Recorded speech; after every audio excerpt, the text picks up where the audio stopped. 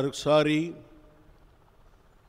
Housing board కాలనీలో ఉన్నటువంటి Bethesda ప్రార్థనా మందిరం ద్వారా ప్రత్యక్షమయ్యే వాక్య ప్రత్యక్షత కార్యక్రమానికి మిమ్మల్ని ఆహ్వానిస్తున్నాం.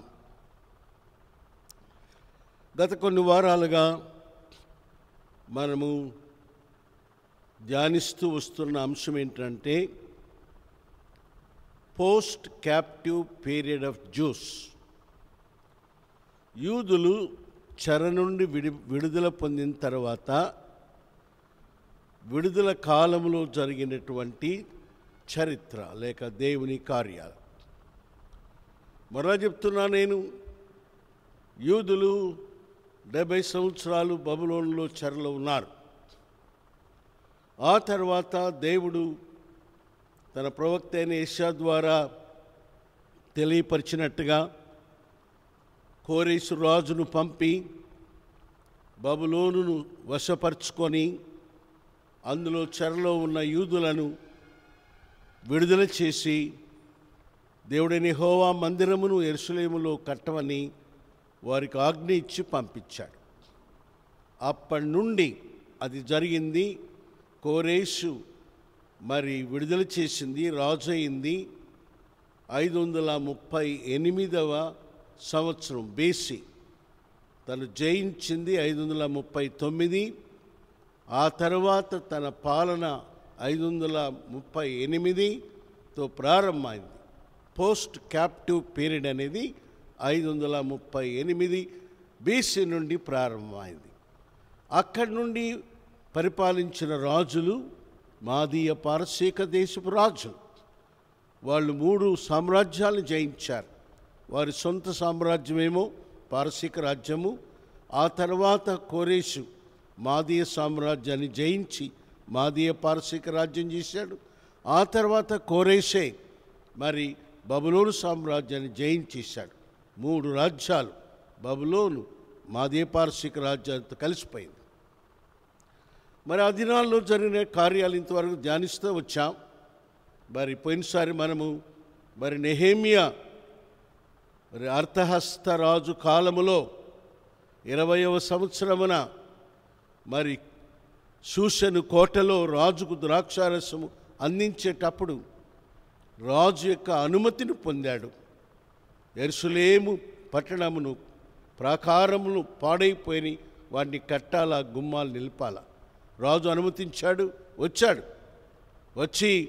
ఆయన వచ్చింది రాజు యొక్క పరిపాలనలో 20వ సంవత్సరంలో వచ్చాడు. 32 సంవత్సరం వరకు రాజు పరిపాలనలో, అనగా 12 సంవత్సరాలు యెరూషలేములో ఉండి రాజు చేత అధికారిగా నియమించబడి ప్రాకారములు కట్టి గుమ్మములు కట్టాడు. అంతేకాదు ఎజ్రాతో కలిసి ధర్మశాస్త్ర గ్రంథాన్ని దేవుని ప్రజలకు చదివి వినిపించి వారిలో ఉజ్జీవాన్ని, నూతనత్వాన్ని తీసుకొచ్చాడు. ఇదంతా పోయిన వారు మనం చూచాం. ఆ తర్వాత రాజు కాలములో 32వ సంవత్సరములో కొన్ని దినాలు రాజును దర్శించుకోవాలని తను తిరిగి షూషను కోటకి వెళ్ళాడు. మరలా కొన్ని దినాలంతా వచ్చాడు. తను తిరిగి వచ్చే లోపల కొన్ని జరగకూడని పనులు జరిగిపోయినాయి. అవన్నీ నెహెమ్యా గ్రంథము 13వ అధ్యాయంలో రాయబడినాయి. ఈ జరగకూడని పనులు ముఖ్యమైనవి 5 అక్కడ మనం చూడగలుగుతున్నాం. 1, ప్రధాన యాజకుడైన ఎల్యాషీబు చేసిన కీడు. 2వది, దేవుని ప్రజలు, అధికారులు దేవుని మందిరమును నిర్లక్ష్యం చేయటం వల్ల దేవుని యొక్క పని కలిగిన లోటు.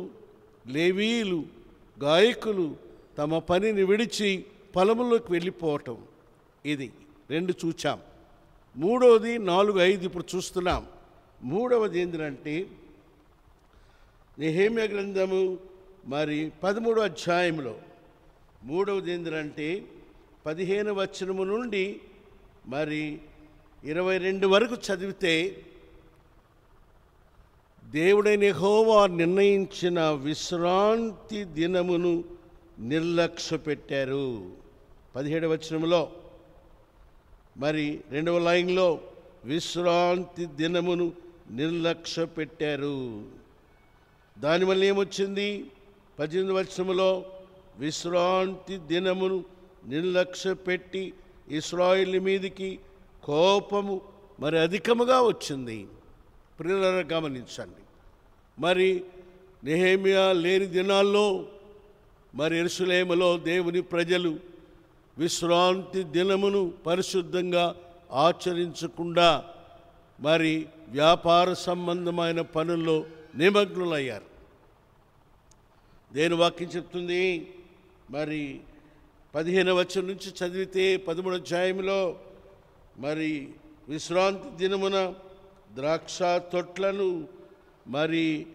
మరి అంజూరపు పండ్లు నానా విధములైన బరువులు మోయుట, అంతేకాదు ఆహార వస్తువులను విశ్రాంతి దినమున అమ్ముట, మరి ఇవన్నీ కూడా ఇక్కడ రాయబడి. ప్రియులారా, విశ్రాంతి దినమును పరిశుద్ధముగా ఆచరించుట 10 ఆజ్ఞలలో ప్రాముఖ్యమైనటువంటి ఆజ్ఞ. నెహెమ్యా తిరిగి వచ్చాడు. చూస్తే ప్రజల్లో విశ్రాంతి దినాన్ని అన్ని పనులు వ్యాపారాలు మరి అన్ని చేసుకుంటూ ఉన్నారు. అప్పుడు నెహెమ్యా మరి వారిని ఎట్లా సరిచేశాడు? సెట్ రైట్, వారిని సెట్ రైట్ చేశాడు. ఎలా చేశాడు? ఆయన 17వ వచనంలో యూదుల ప్రధానులను ఎదురాడి, యూదుల ప్రధానులు ఎవరు?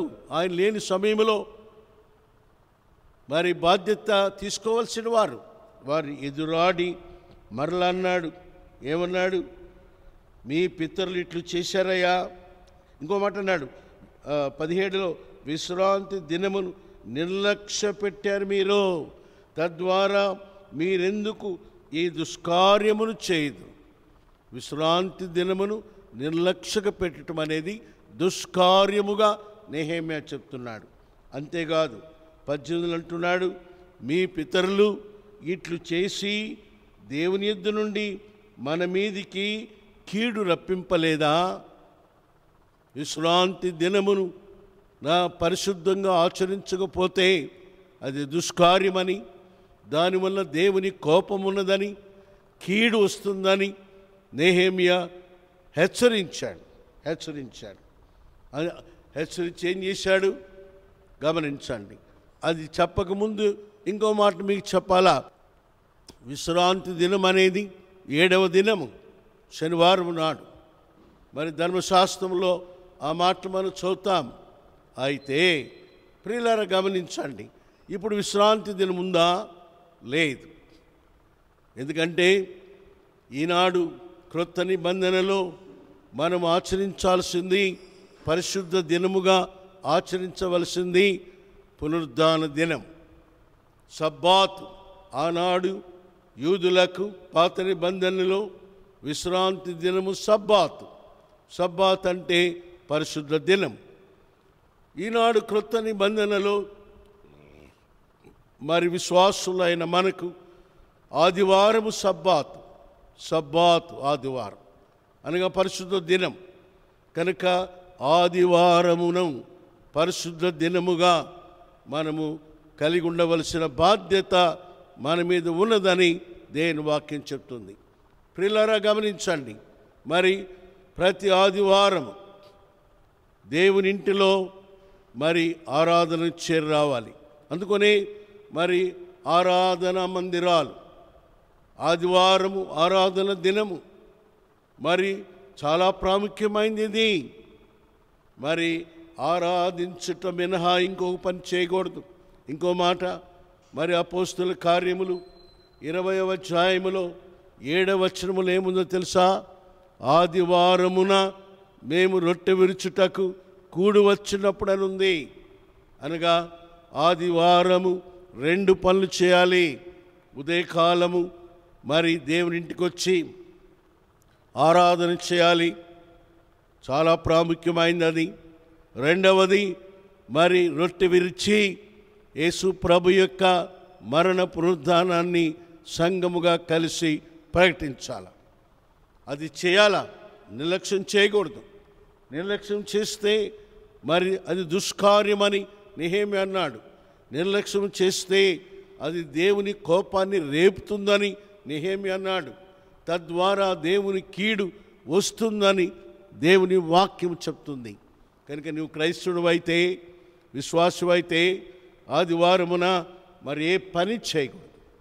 నీవు, నీ బిడ్డలు, నీ కుటుంబం అంతా కలిసి సిద్ధపడి మరి నిర్ణయించిన కాలానికి దేవుని మందిరానికి రావాలా. అందుకని దావీదు అన్నాడు, మరి 2వ సమూయేలు 7వ అధ్యాయములో మరి ఆయన ప్రార్థన చేస్తూ అన్న మాట ఏంటంటే, మరి నేను నా కుటుంబము నీ సన్నిధిలో నిత్యము దీవించబడాలని ప్రార్థన చేశాడు. 2వ సమూయేలు 7 మరి 29లో నీ దాసుడైన నా కుటుంబము నిత్యము నీ సన్నిధిన ఉండునట్లుగా దాన్ని ఆశీర్వదించు యెహోవా నా ప్రభువా అని ప్రార్థన. నా కుటుంబము ఈనాడు మరి క్రైస్తవుడుగా నీవు గుర్తుంచుకో, ఆదివారమున సిద్ధపడి నీవు, నీ భార్య, నీ బిడ్డలు, నీ కుటుంబముగా మరి ప్రకటించబడిన సమయానికి ముందే దేవుని ఇంటిలో వచ్చి కూర్చోవాలా. పూర్తి భాగాన్ని అనుభవించాలా. ఆదివారము వంటలు చేసుకోవటము, మార్కెట్కి వెళ్ళటము, మరి ఇతర పనులు మరి దేవుని వాక్యము అంగీకరించదు, ఒప్పుకోదు. Other than anything on Sunday Bible says అది దుష్కార్యం అని చెప్తుంది. అలా కాకుండా నువ్వు ఆదివారము దేవుని సన్నిధిలో కుటుంబంగా వచ్చి ఆరాధించి రొట్టె విరిచావనుకో, దుష్కార్యం కాదు, అది సత్కార్యం. అది దానివల్ల దేవుడు సంతోషిస్తాడు, నేను సంతోషిస్తానన్నాడు. అంతేకాదు దేవుని యొక్క ఆశీర్వాదాలు వస్తాయి. కనుక నెహెమ్యా తిరిగి వచ్చేటప్పటికే యూదులైన వారు ఆ దినాల్లో వారు పరిశుద్ధంగా ఆచరించవలసిన విశ్రాంతి దినములో వ్యాపారాలు చేస్తూ వచ్చేసారు. అప్పుడు నెహెమ్యా ఏం చేశాడు? గద్దించాడు, హెచ్చరించాడు, యాక్షన్ తీసుకున్నాడు. ఏంటి యాక్షను? చదువుతున్నా వినండి. 19వ వచనంలో, మరియు విశ్రాంతి దినమునకు ముందు చీకటి పడినప్పుడు యెరూషలేము గుమ్మములను మూసివేయవలననియు విశ్రాంతి దినము గడుచు వరకు వాటిని తీయకూడదనియు నేను ఆజ్ఞాపించితిని. మరియు విశ్రాంతి దినమున ఏ బరువైన లోపల రాకూడదని గుమ్మముల వద్ద నా పనివారిలో కొందరిని కావలి ఉంచుతనే. ప్రజలారా గమనించు, నెహెమ్యా యొక్క బర్డన్, భారము, బాధ్యత విశ్రాంతి దిన విషయంలో ఏమన్నాడు? మరి అసలు యూదులైన వారు, దేవుని ప్రజలైన వారు తమంతట తాము స్వతహాగా మరి పరిశుద్ధంగా ఆచరించాలా. అయితే ఇక నెహెమ్యా మరి అలాగే చేయనందువలన కొన్ని బలాత్కారముతో ఆ పని చేయిస్తున్నాడు. ఏం చేస్తున్నాడు? విశ్రాంతి దినానికి ముందు చీకటి పడిన వెంటనే యెరూషలేము యొక్క అన్ని గుమ్మములను మూసివేస్తున్నాడు. ఎంతవరకు అది? మరి విశ్రాంతి దినము గడుచు వరకు వాటిని తీయకూడదు. పిల్లలు గమనించండి, నీ జీవితంలో ఇదొక పాయింట్ నీకు. ఏంది అది? ఆలస్యంగా వచ్చేవాళ్ళు ఇష్టానుసారంగా వస్తారండి ఈ దినాల్లో. దేవుని దాసునిగా, కాపరిగా నాకెంతో దుఃఖము. ఈ యొక్క క్రైస్తవులు దేవుని ఇంటికి రావటం ఇష్టానుసారం అయిపోయింది. జాగ్రత్త, హెచ్చరిక తీసుకో. నీ ఇష్టం కాదు, నీ సమయం కాదు.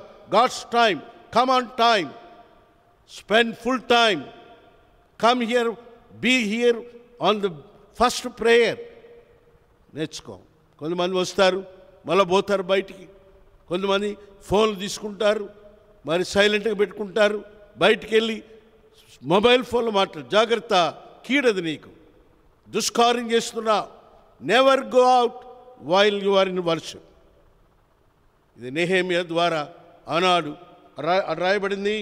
మరి ఇంకో మాట చెప్పాడు ఆయన 20వ వచనంలో, వర్తకులు నానా విధములైన వస్తువులు అమ్మువారు మరి దానికి ఏం చేశారు? 1-2 మార్లు యెరూషలేము ఆవల బస్ అవతల అనగా అమ్మేవారు లోపల రావటానికి వీల్లేదు, తలుపులు మూసేశారు. మరి యెరూషలేము గోడలు బయట బస చేస్తున్నారు. ఆ తర్వాత ఏమైంది? 21లో, నేను వారిని గద్దించి వారితో ఇట్లంటేను, మీరెందుకు గోడ చాటున బస చేస్తున్నారు? మీరు ఇంకొకసారి ఇలాగ చేసినలా మిమ్మలను మరి నేను పట్టుకుంటాను, జాగ్రత్త అని హెచ్చరించాడు. కాబట్టి ప్రియులారా గమనించు. కాబట్టి నెహెమ్యా లేని దినాల్లో జరిగిన 3వ దుష్కార్యము కీడు, పరిశుద్ధ దినంగా విశ్రాంతి దినమును మరి ఆచరించలేకపోవటం. నెహెమ్యా వచ్చాడు, మరి గద్దించాడు, సరిచేశాడు, మరి తిరిగి ప్రజలు మరి పరిశుద్ధ దినముగా ఆచరించేటట్టు చేశాడు. 4వది ఏంటంటే 23వ వచనం చూస్తున్నాం. 4వది ఏంటంటే మరి ఆ దినములలో మరి మోయాబు సంబంధులైన స్త్రీలను వివాహం చేసుకున్న యూదులు నాకు కనబడిరి. యూదులు మరి అన్య స్త్రీలను, అమ్మోను మోయాబు స్త్రీలను వివాహం చేసుకున్నారు. 26 చివరిలో రాయబడింది, అది అన్య స్త్రీలు, వారు అన్య స్త్రీలు. కాబట్టి దేవుని వాక్యం చెబుతుంది, అది పాపము, అది పాపము. అతని చేత పాపము చేయించలేదా? అంతేకాదు 27 చెప్తున్నాడు, ఇంత గొప్ప కీడు అనగా ఈ 13వ అధ్యాయంలో ఇది 4వ కీడండి. 4వ కీడు ఏందది? అన్య స్త్రీలను వివాహము చేసుకోవటం మరి కీడది. దేని వాక్యం చెప్తుంది, అలాగే చేయటం ద్వారా మరి 13వ అధ్యాయము 3వ వచనములో ఇశ్రాయేలీలలో మరి మిశ్ర జన సమూహము ఇశ్రాయేలీలు ఏర్పడింది. మిశ్రిత జనం. దేవుని వాక్యం చెప్తుంది, దేవుని పిల్లలు, పరిశుద్ధ సంతతి, హోలీ సీడ్. సీడ్ అంటే గింజ, విత్తనం. వృక్షాలకేమో విత్తనం అంటారు, జంతువులు మనుషులకేమో బీజం అంటారు. మరి ఏ బీజం అది? దేవుని వాక్యం అనే బీజం. మరి దేవుని బీజం.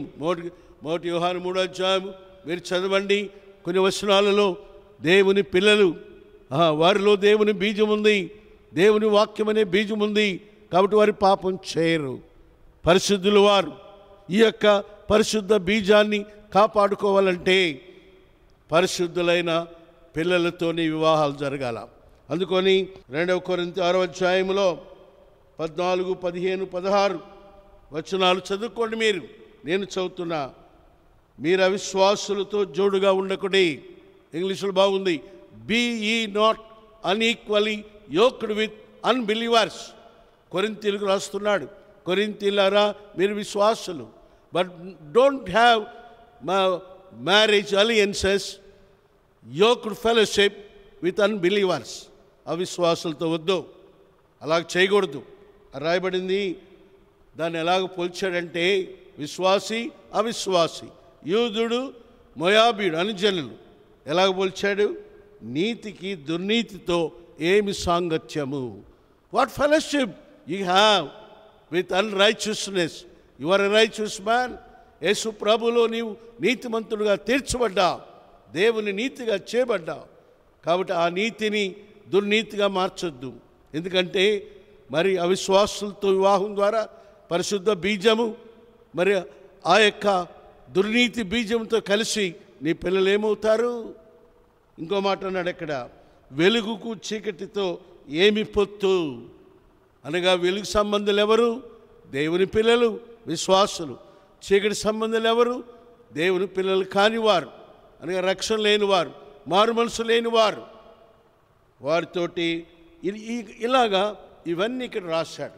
కాబట్టి ప్రియులారా, నెహెమ్యా తిరిగి వచ్చే టయానికి యూదుల్లో కొందరు దొరికారు ఆయనకి. ఎవరు వాళ్ళు? మరి అన్ని స్త్రీలను వివాహం చేసుకున్నవాడు. ఇప్పుడు దీనికి 2 వాడిని కనుగొన్నాడు, పట్టుకొని మరి ఆయన ఎంత కఠినంగా మరి ప్రవర్తించాడంటే అటు వారిని 25వ వచనంలో, నేను వారితో వాదించి వారిని శపించి కొందరిని కొట్టి వారి తల వెంట్రుకలు పెరికివేసి వారి కుమారులకు మీ కుమార్తెలు ఇయ్యకయు అని పుచ్చుకొనకి ఉందునని దేవుని పేరిట ప్రమాణం చేయించాడంట. పిల్లరా, ఈనాడు అలాగే చేస్తే నువ్వు మరి మందిరాల్లో, సంఘాల్లో, చర్చిస్లో ఎంతమందిని కొట్టాలా? ఎంతమంది తల వెంట్రుకలు పెరకాలా? మరి ఎంతమందిని మరి శపించాలా? గుర్తుంచుకో, ఈనాడు ఈ వాక్యము నీ కుటుంబంలో, నీ సంఘములో జరిగించబడేదానికి నెహెమ్యా లాంటి నాయకులు అవసరం. అంతేకాదు, ఒక హెచ్చరిక ఇచ్చాడు. ఇది ఆయన తీసుకున్న action. And he has given a warning.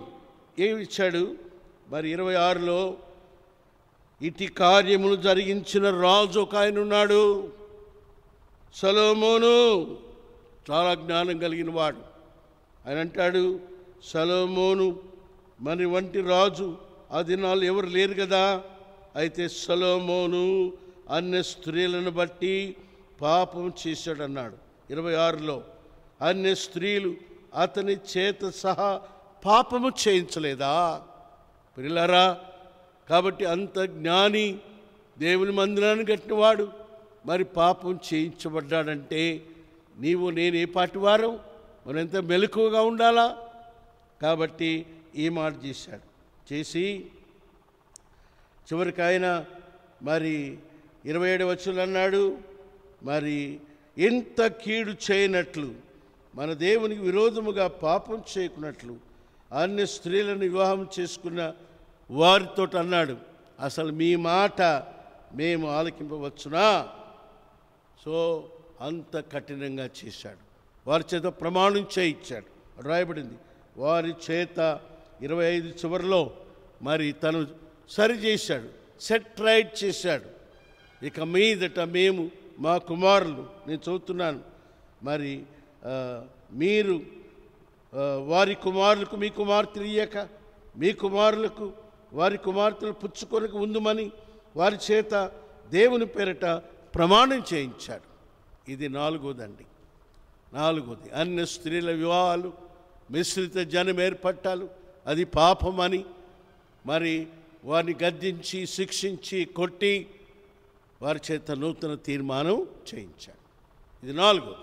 చివరిగా 5వది, నెహెమ్యా తిరిగి వచ్చినప్పుడు లేని సమయంలో జరిగిన మరొకటి ఏంటంటే, మరి 28లో మరి ప్రధాన యాజకుడును ఎల్యాషీబు కుమారుడైన యోయాదా కుమారులో ఒకడు హోరేనీయుడైన సన్బల్లటుకు అల్లుడయ్యాడంట. బాగా గమనించండి, ఇది 5వది. ఈ యొక్క మరి ప్రధాన యాజకుడు అనగా నెహెమ్యా మరి లేని సమయంలో రాజును దర్శించుకోవటానికి వెళ్ళి తిరిగి వచ్చే లోపల ఆ కొన్ని దినాలలో మరి సన్బల్లటు రాయబడింది. ఆ యొక్క ప్రధాన యాజకుని యొక్క కుమారుల్లో ఒకని కుమారుడు హోరేనీయుడైన సన్బల్లటుకు అల్లుడు. ఆయన సన్బల్లటు ఎవరు? హోరేనీయుడు, యూదుడు కాదు. మరి ప్రధాన యాజకుని మనమడు. ఎంత విచారకరమండి! అసలు ఈ సన్బల్లటు ఎవరు? మీరు నెహెమ్యా గ్రంథము 4వ అధ్యాయంలో మరియు 6వ అధ్యాయంలో మొదటి వచనాలను చదివితే మరి ఈ యొక్క సన్బల్లటు టోబియోతో కలిసి నెహెమ్యాకు మరి ఎంతో నష్టం కలిగించారు. దేవుని పని విషయమై హేళన చేసిన వాళ్ళు వీరు. మరి నెహెమ్యాను చంపేదానికి పన్నాగు పన్న వాళ్ళు వీళ్ళు. అటువంటి సన్బల్లటుతో నెహెమ్యా లేని దినాలలో మరి ఎల్యాషీబ్ అనేటువంటి ప్రధాన యాజకుడు మరి వారి యొక్క మనమడు మరి ఈ విషయం తెలిసింది. అప్పుడు ఏం చేశాడు ఆయన? నెహెమ్యా యాక్షన్ ఏంటి రాయబడింది. మరి 28లో అల్లుడు ఆయను, దానిని బట్టి నేను అతని నా యుద్ధ నుండి తరిమితేనే. ఎవరైతే మనకేమి ఎంత అధికారము, రోషము దేవుని కొరకై అనగా తరిమేశాడు, తన ఎద్దుకు రానికుండా తరిమేశాడు. కనుక మరి ఈ 5 విషయాలు నెహెమ్యా లేని కాలంలో జరిగినవి ఆయన సరిచేశాడు. దానికి కావాల్సిన చర్య తను తీసుకున్నాడు. ఇలాగా దేవుని ప్రజల కొరకైన కార్యము, రివైవల్, హీ బ్రాట్ రివైవల్. కాబట్టి మొత్తము నెహెమ్యా గ్రంథములో మరి గ్రంథాన్ని 3 భాగాలుగా చేశాను నేను. ఒకటి దేవుని పని, వర్క్ ఆఫ్ గాడ్. రెండవది దేవుని వాక్యము, ద వర్డ్ ఆఫ్ గాడ్. మూడవది ద పీపుల్ ఆఫ్ గాడ్, దేవుని ప్రజలు. ప్రియులారా గమనించండి. కాబట్టి ఈ యొక్క 13వ అధ్యాయంలో మరి నెహెమ్యా తిరిగి వచ్చే లోపల జరిగినటువంటి దుష్ట క్రియలు, కీడును కలిగించేవి, పాపానికి దారితీసిన 5 విషయాలు మనం చూచాం. మళ్ళీ ఒక్కసారి ముగించక ముందు జ్ఞాపకం చేస్తున్నా. మొదటిది మరి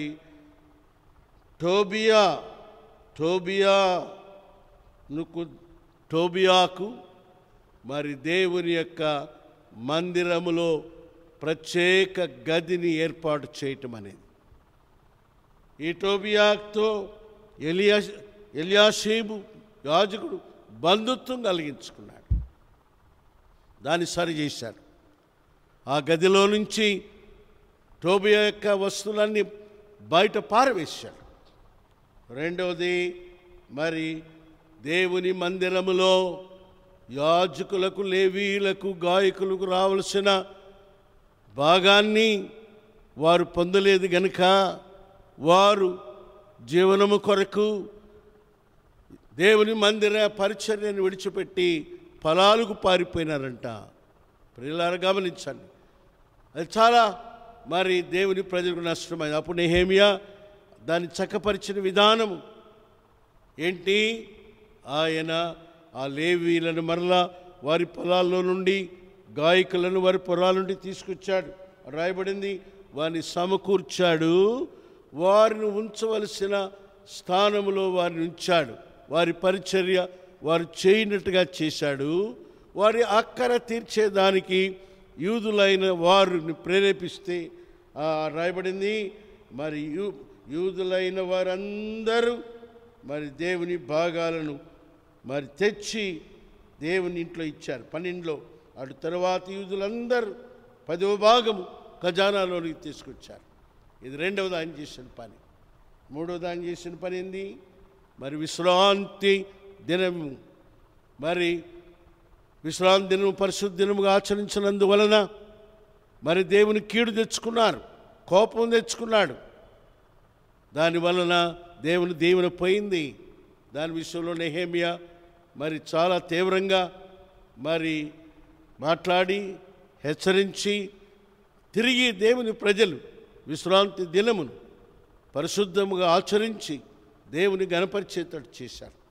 ఈనాడు మనకు వారికి విశ్రాంతి దినము, సబ్బాతు దినము, మనకు ఆదివారము, ప్రభు దినము, పునరుద్ధాన దినము, సబ్బాత్ దినం. ఈ సబ్బాత్ దినాన్ని మనం మరి పరిశుద్ధంగా దేవుని ఆరాధిస్తూ రొట్టె విరుస్తూ ఉండాలని జ్ఞాపకం చేయబడ్డాం. ఇది మూడవది. నాలుగవది మనం చూచాం, మరి అన్ని స్త్రీలతో వారు వివాహం చేసుకోవటం ద్వారా మరి మిశ్రిత జనమయ్యారు. నెహెమ్యా తిరిగి వచ్చే లోపల అటువారు మరి ఆయన కనబడ్డారు. మోయాబీలను మరి అమోరీయులు వివాహం చేసుకున్నవారు సరిచేశాడు, సెటరేట్ చేశాడు. ఈ విషయంలో నెహెమ్యా చాలా తీవ్రంగా ప్రవర్తించాడు. కొంతమందిని కొట్టాడు, కొంతమంది తల వెంట్రుకలు పెరికివేశాడు, మరి కొంతమందిని అయితే శపించాడు. మరి ఇలాగ చేసి వారి చేత ప్రమాణం చేయించాడు. ప్రమాణం చేశారు వాళ్ళు. ఇది నాలుగవది. ఐదవది, ప్రధాన యాజకుడు ఎలియాషీబు కుమారుల్లో ఒకడైన కుమారుడు సన్బల్లటుకు అల్లుడు ఆయన అన్నాడు. ఎంత విచారకరమండి ఇది. సన్బల్లటు టోబియాలు కలిసి కదా నెహెమ్యాకు నష్టం కలిగించింది. మరి ఆ నష్టాల నుంచి తప్పించడానికి మరి ముందుకు వచ్చిన వాడు మరి నెహెమ్యా. కాబట్టి మరి నెహెమ్యా గ్రంథములో మనం చూసినటువంటి 3 కార్యాలు గుర్తుపెట్టుకోండి. మొదటిది దేవుని పని. అది పాడైన ప్రాకారములు కట్టబడి గుమ్మములను తిరిగి నిలబెట్టినట్టుగా అది అయిపోయింది. రెండవది దేవుని వాక్యము, వర్డ్ ఆఫ్ గాడ్. అదేమైంది? ఎజ్రా ద్వారా కలిపి దాన్ని చేశాడు. మూడవది దేవుని ప్రజలు, work of God, word of God, people of God. ఎంత ఆసక్తి! దేవుని ప్రజల కొరకైన ఆసక్తి 13వ అధ్యాయంలో 5 విషయాలు చూచాం. కాబట్టి ఈ వాక్యాల్లో మన జీవితాల్లో దాన్ని అనువర్తించుకొని మనం కూడా అట్టి పవిత్రతను కాపాడుకుంటూ దేవుని మహిమ కొరకై జీవించేదానికి ప్రభు సహాయపడునుగాక. Amen, amen. ప్రార్థన. ప్రేమగల పరిశుద్ధుడైన మా తండ్రి, మీ ఘనమైన పరిశుద్ధమైన మీ నామమును బట్టి మీకు స్తుతులు చెల్లిస్తున్నాం. మరి post captive period of juice, యూదుల యొక్క చెర తర్వాత విడుదల పొందిన కాలం, చెర నుండి విడుదల పొందిన కాలంలో జరిగిన మరి విషయాలు మేము నేర్చుకుంటున్నాం. మరి దినము నెహెమ్యాది నా తండ్రి 13వ అధ్యాయంలో తను లేని కాలములో మరి జరిగిన కార్యాలను తను ఎంత తీవ్రతతో ఆసక్తితో సరిచేసి దేవుని ప్రజలను ఉజ్జీవింపచేసాడో చూచాం. 5 విషయాలు. వీటిని మా కొరకై దీవించండి. మేము మీ ప్రజలము, మేము కూడా ఈ విషయాలు జాగ్రత్త పడేదాన్ని కృప ఇచ్చేయమని యేసు ప్రభు నామములో ప్రార్థిస్తున్నాము తండ్రి. Amen, amen.